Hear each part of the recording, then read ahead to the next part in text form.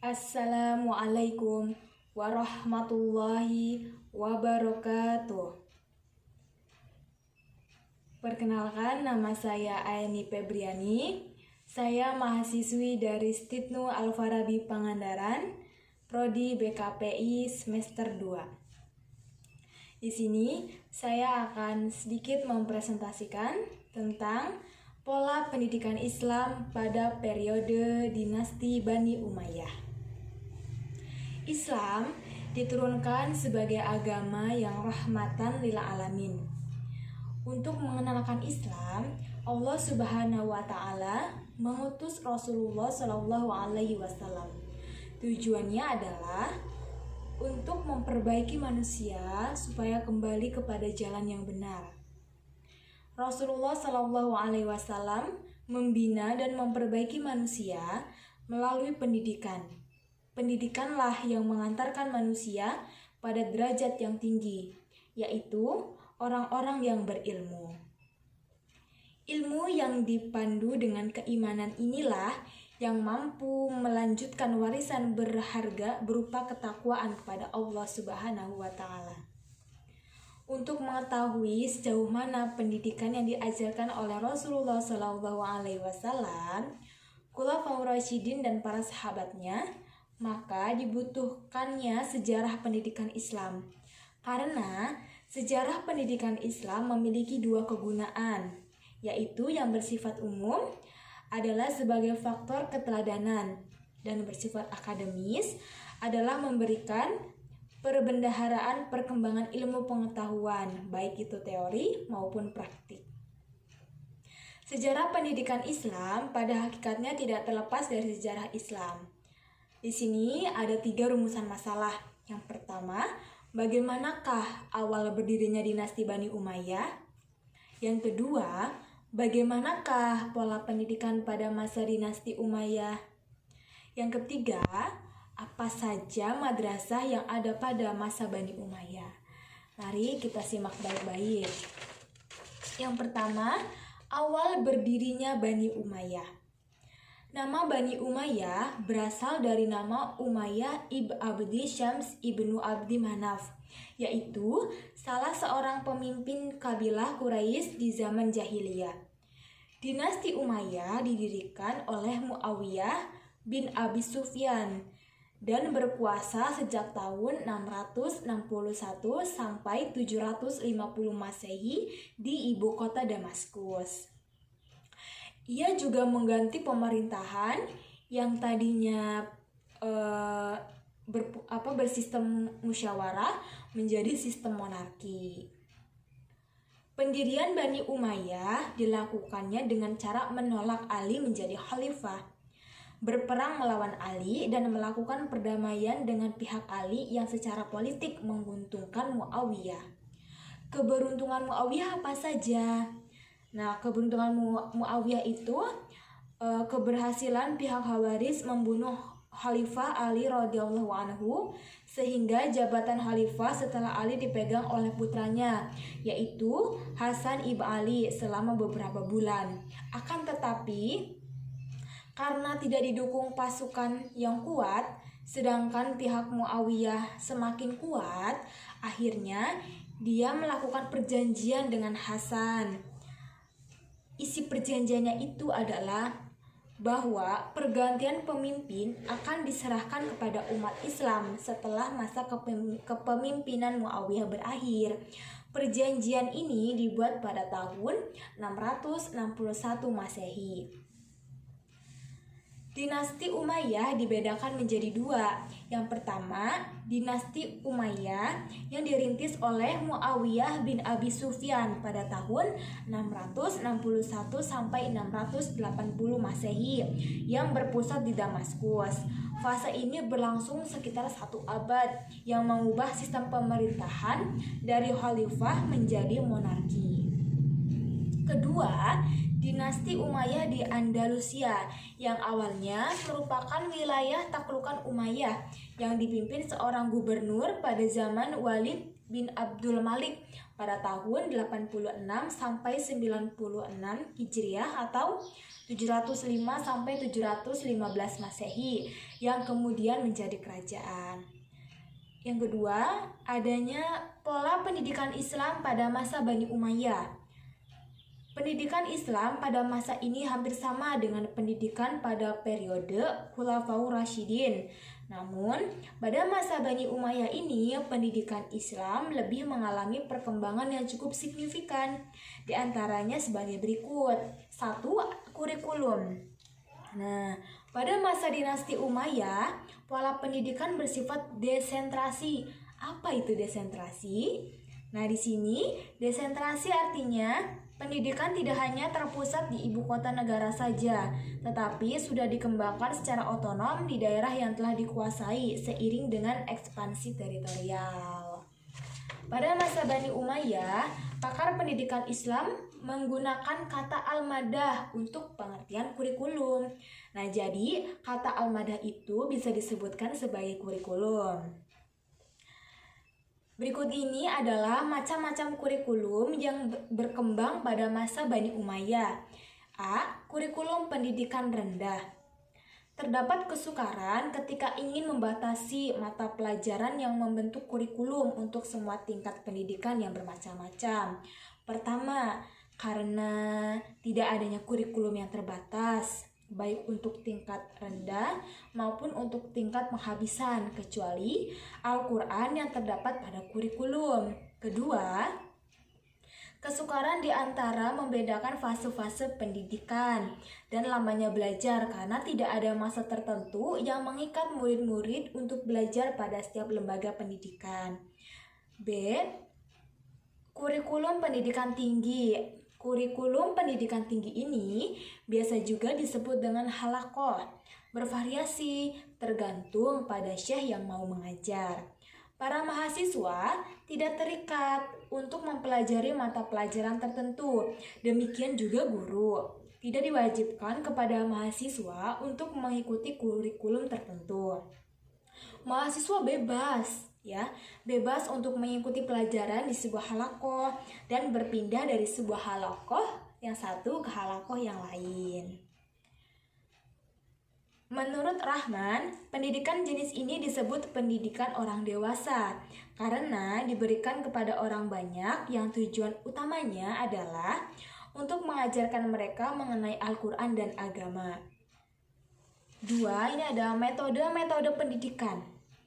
Pendidikan Islam di masa dinasti Umayyah tampaknya masih didominasi oleh metode bayani, terutama selama abad 1 Hijriah, di mana pendidikan bertumpu dan bersumber pada nas-nas agama yang kala itu terdiri atas Al-Quran, sunnah, ijma, dan fatwa sahabat.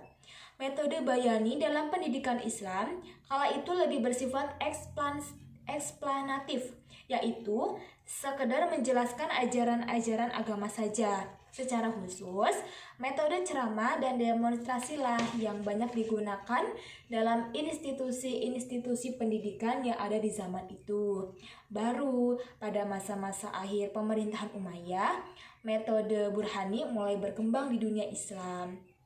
Seiring dengan giatnya penerjemahan karya-karya filsafat Yunani ke dalam bahasa Arab. Ketiga, lembaga pendidikan Islam. Lembaga pendidikan Islam di masa ini diklasifikasikan atas dasar muatan kurikulum yang diajarkan. Dalam hal ini, kurikulumnya meliputi pengetahuan agama atau lembaga pendidikan formal dan pengetahuan umum atau juga disebut non-formal. Adapun lembaga pendidikan Islam yang ada sebelum kebangkitan madrasah pada masa Bani Umayyah adalah sebagai berikut. Yang pertama, sufah. Sufah itu apa? Nah, di sini sufah adalah suatu tempat yang telah dipakai untuk aktivitas pendidikan. Biasanya, tempat ini menyediakan tempat pemondokan bagi pendatang baru dan mereka tergolong miskin.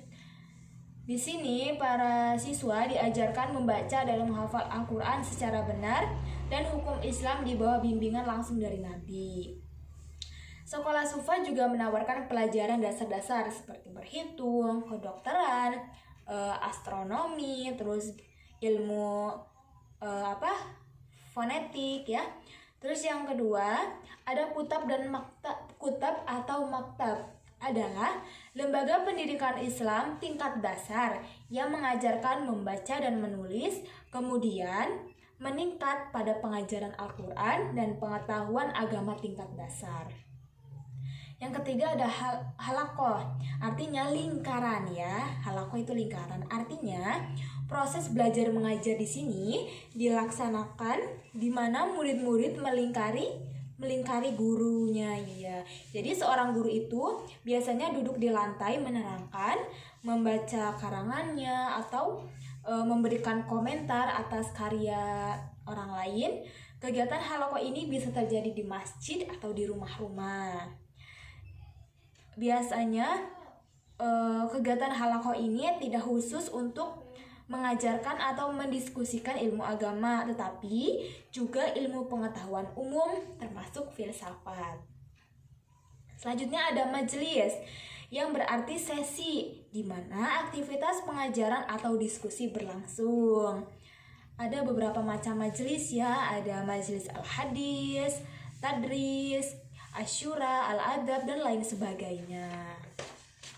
Selanjutnya ada masjid.